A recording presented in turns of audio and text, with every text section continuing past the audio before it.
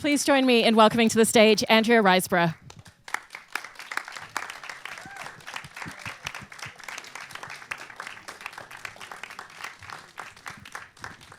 Hi. I wanted to start by asking you about the entire subject matter, because I feel like the cocaine industry is something that has been dealt with in film and television, but this feels like a very unique landscape and take on it. So what were the aspects that you felt were really different to other stories about this industry, and particularly with your character Emma as well? Well, the whole thing's based on a... Can you hear me? Yes. The whole thing's based on a book by Roberto Saviano, who is a really interesting Italian novelist / journalist. And so a lot of the world that he relays in the book, it's difficult. I don't want to say create, because it's a partial creation, but for the most part, he's just documenting what he's heard. The world which he relays in the book is really... it's really looking at the cocaine trade in a way that is more realistic. So he tries to get all of the facts that he can.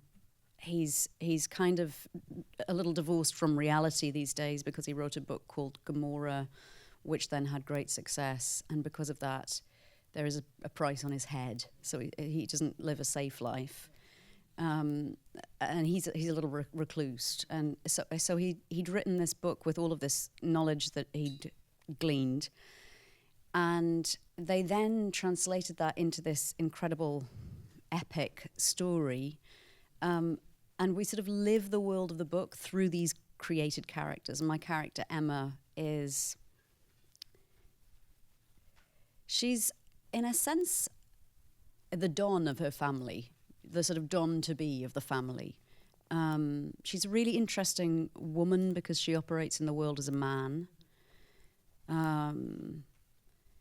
Gender is and isn't important to her. Power is incredibly important to her. And she's not entirely convinced that she's dealing cocaine. You know, that's that's the other part of the way that the Linwoods operate in the world, is that they have this tenuous relationship with the reality of the cargo they're shipping back and forth.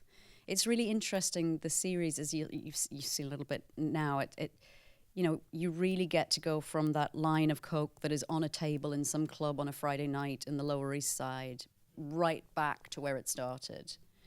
And I think that's... I haven't seen all of those worlds collide before. I mean, it was pretty epic. We shot it. We started in New Orleans.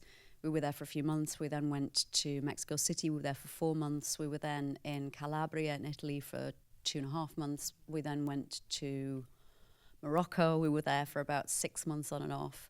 And we ended up in Senegal. And most all of the locations that you see were the actual locations. And you know, one of the reasons that I really just felt compelled to do it was because I thought it was so interesting they'd put a woman at the center of this, and actually very accurate. I had reservations about I really am one of the only women in this entire show, and you'll see as you go on that you stay with Emma. You know, she's the eyes of the story from beginning to end. But I was apprehensive because I didn't know exactly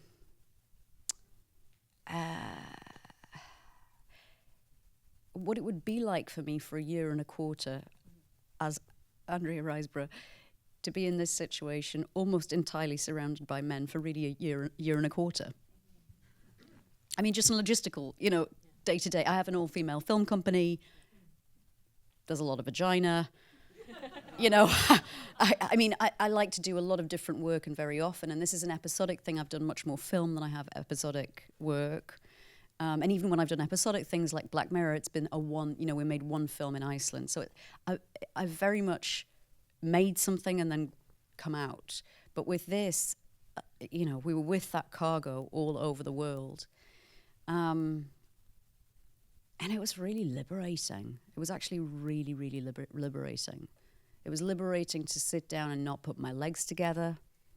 It was liberating to never try and engage sexually. And it became more and more clear as time went on that Emma was going to be this sort of androgynous creature who just held so much power. That was a very, very long answer. No, I love it. Well, one of the interesting things about her power and the way that you hold it is it feels like there's a very central core. You know, she's not running around raising her voice all the time, but she's still asserting that authority no matter what. So how did you set about making those choices for your performance and how you wanted to portray that? Yeah, My friend once worked in a bakery, and there was a woman that she worked with, and she'd had like 3 or 4 kids, and my friend said to her, "Oh, do you still enjoy sex?" And she said, "Oh, it's like throwing a baguette down the Grand Canyon." And I mentioned that because I think often that's how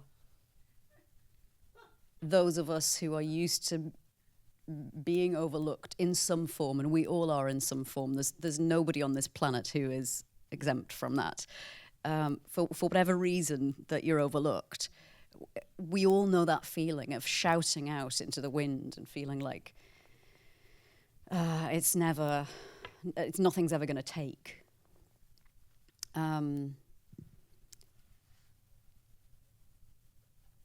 And so for that reason, she doesn't raise her voice. She just allows people to come to her. Yeah. It's a huge power move, and it takes a lot of entitlement that I think you almost have to convince yourself to have. I mean, in some sort of strange way, I think nowadays, in most ways, we're all working toward approaching life with a sense of healthy entitlement. You know, that we're all able to have the same things, and we're all allowed to do what we want and be free, and those are the things that we want out of life. So it's almost like an aspirational thing. And then there are lots of people, especially in this story, and the ones who Emma's surrounded with, who have a sort of different sense of entitlement. It was interesting trying to find that voice in this world, and I think she has it. I think she doesn't need to speak loud. She rarely needs to speak other languages, and when she does, she doesn't do it fantastically well. But that's because my Italian sucks. I really, really tried for that to be the best Italian that I had, but it really wasn't. Yeah. And speaking of the languages, I mean, the series takes place across 3 different continents and 6 different languages, and there's multiple scenes where you're acting against other performers who are speaking in a different language. Did you feel a need to kind of learn some of the basics to really understand it, or you just knew the lines that they were saying? So how did you feed off their performance in those scenes when you were shooting against them? I mean, when they were speaking Italian, I knew what they were saying. When they were speaking, I knew a lot of what they were saying. I'm sort of classically British in the way that I can understand quite a lot of what people are saying, but I'm too scared to speak anything. You go to France when you're about 10, and then they all laugh at you for speaking bad French, and then you're like, well, I'm not doing that again. But I really could understand a lot of what was being said, and which was great because Emma can. Yeah. So it was, she's been in a world her whole life, this shipping company, where she's been surrounded by many different languages. It's quite an extraordinary thing for an American. It's interesting because it's quite an extraordinary thing for an American family to have that many connections all over the world. It's quite unusual. And the way their life works, in a sense, is almost European. They're connected in so many ways. The world seems a lot smaller because of this cargo company that they have and these pineapples that they're shipping. They're also worried about. It was actually one of the great joys of doing this, is that not only were we in those countries, but I love that we're speaking so many different languages. I love that it's not all in English, and that it wasn't inauthentic because of that. I mean, the performances that you see in the other languages, you know that they couldn't be as real were they to then be translated into English? I think it makes the series, it makes the world of cocaine and the world itself and how much cocaine affects the world much larger than we could have ever imagined. I think you see that reflected in the cinematography as well. You know, the way there's a lot of, you sort of hone in on something very specific, and then you see the macrocosm of everything going on, and there's a zooming out. Hi, mate. How are you doing? That's my friend.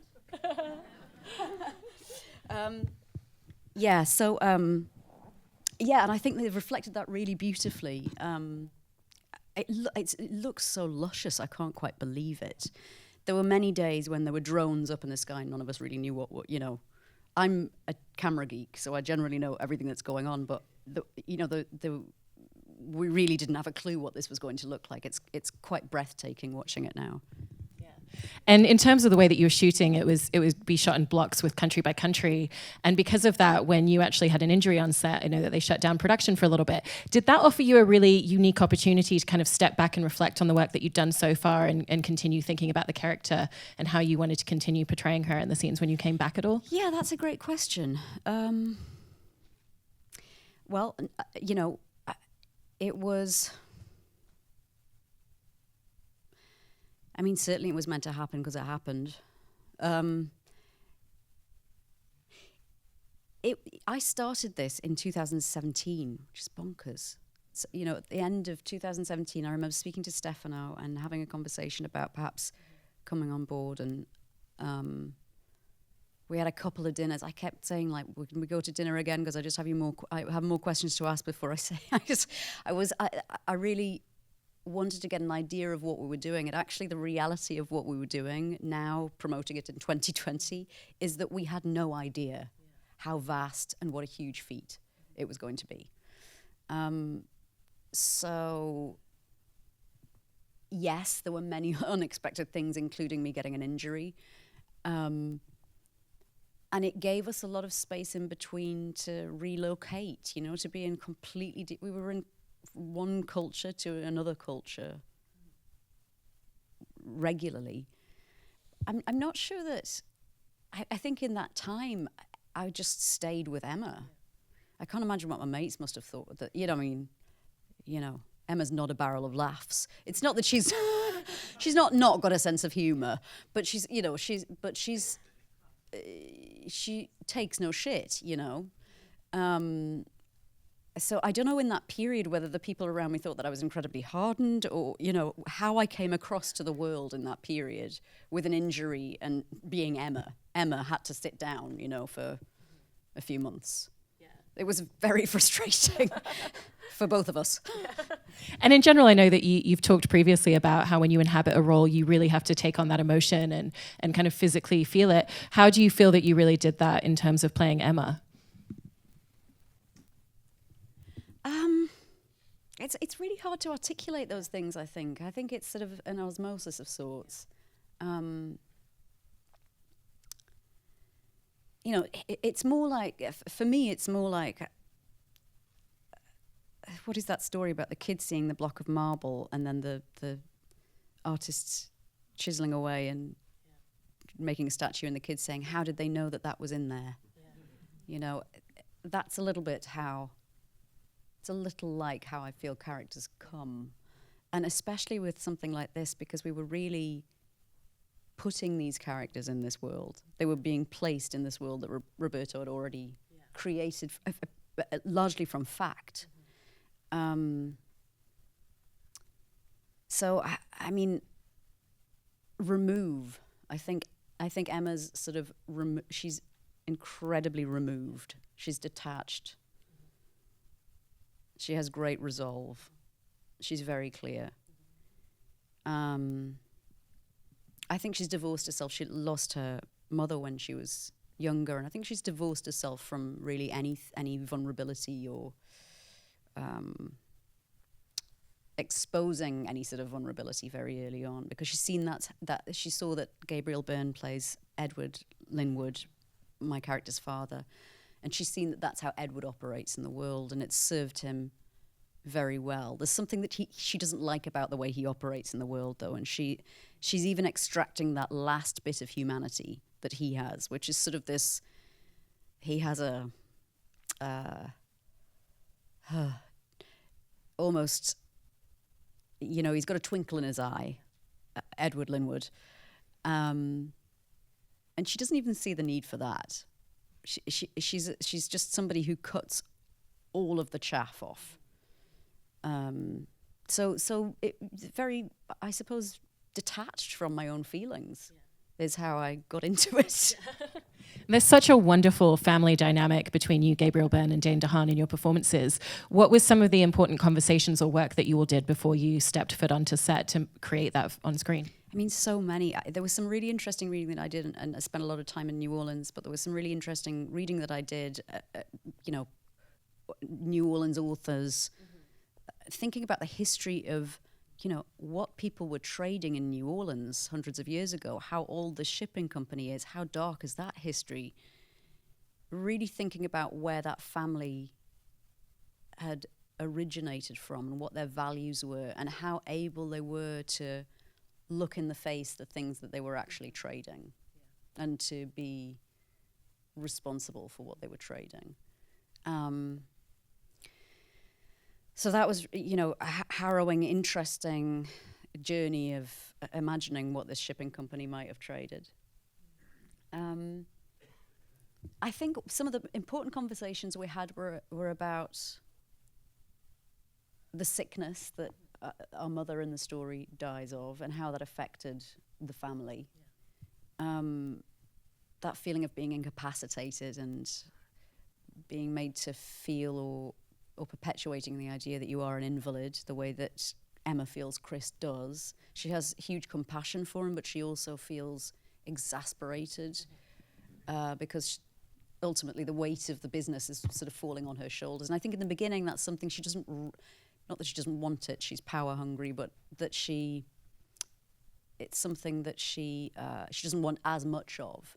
But actually as we come to the end of this series, you'll see that it's something she becomes very comfortable with. It's something she becomes very comfortable with and very used to having, and begins to demand in ways that she might not have even anticipated she would, Yeah. And also when you were making the show, you made it very close to when you were also filming Luxor and Possessor, 2 feature films. Do you find that when you're prepping multiple roles where you're really not going to have time off in between, that you're preparing for all of the characters at once, or you're really separating those experiences from each other? Well, actually, during this, I shot The Grudge, and I also shot The Kindness of Strangers, the Lona Scherfig film that I did, and I did I think 2 press tours. Yeah. So I was just talking about this before. It's a strange juggling act.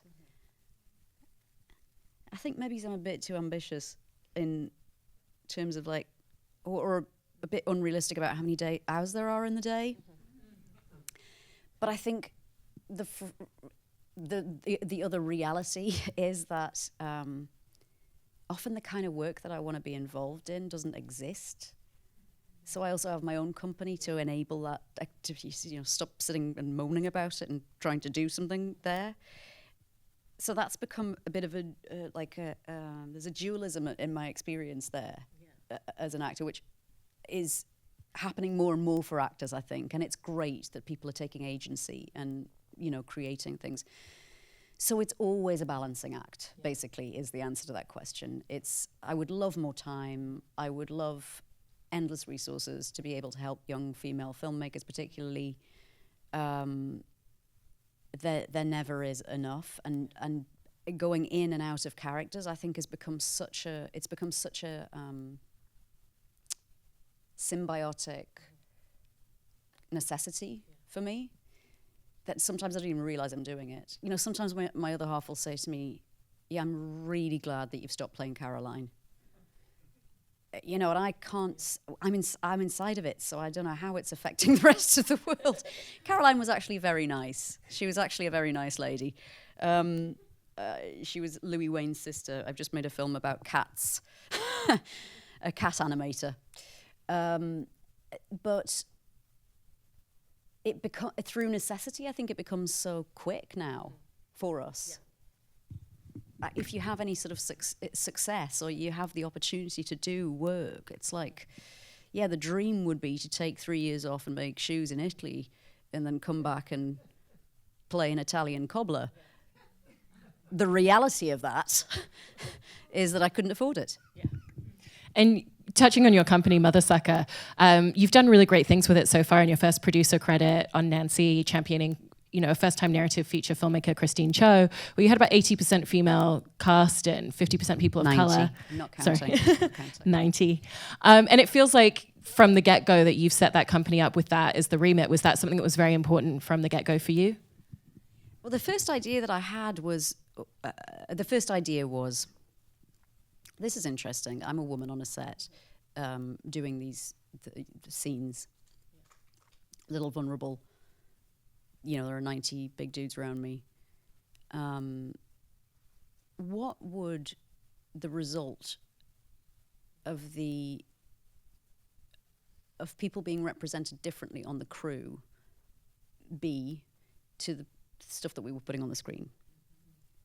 It's fantastic. We're selling Freudian.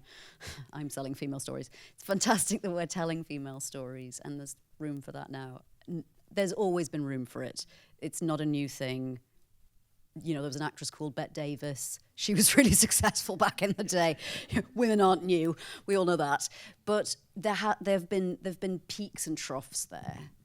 So what if we were to now represent, the world in our crew, in our workplace? What if you walked into your workplace and you were actually pretty much kind of represented in terms of the demographically in the country you were in? That was kind of where it stemmed from. What would that do to what was happening on screen?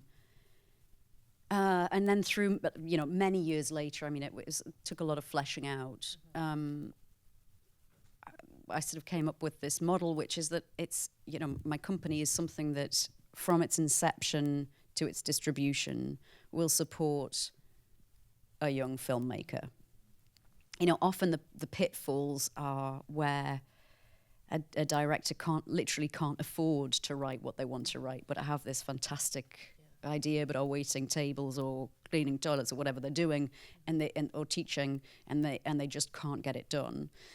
That's the first place that you need money. And then there are so many moments, right up to distribution and beyond, where really films get lost. Those films you'll see somewhere in a festival or a cinema or something, and you're like, whatever happened to that?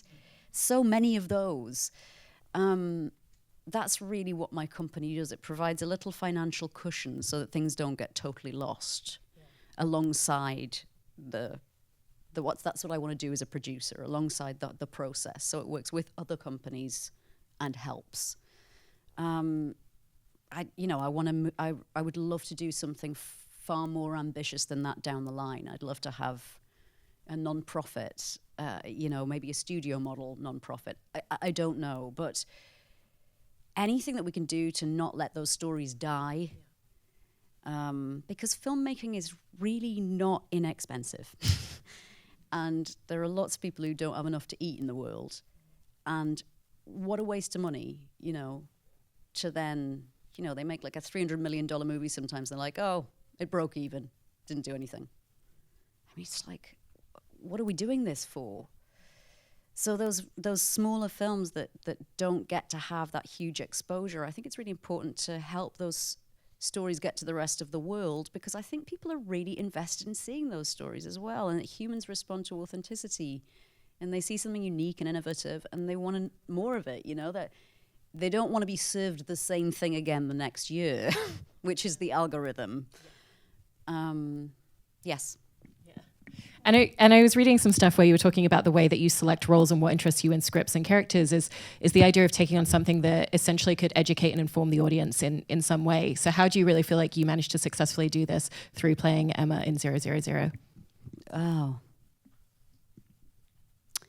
In a sense, in playing Emma, Roberto Saviano, who wrote ZeroZeroZero, and all of the information that he gleaned, you know, he's speaking through me. I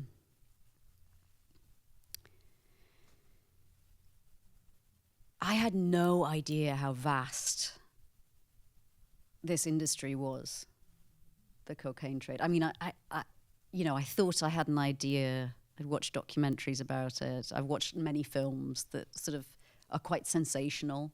You know, they kind of sensationalize, almost romanticize it in a way. What I like about ZeroZeroZero is it's the reality of working mums packing cocaine in a hot room where it's literally too hot to keep their top on. And it's not hypersexualized. That was something that was really important to me coming into this story. You know, can we actually see those women who really have very little career choices and are trying to make ends meet? Can we see everybody who's involved in this extensive industry? And it's quite terrifying.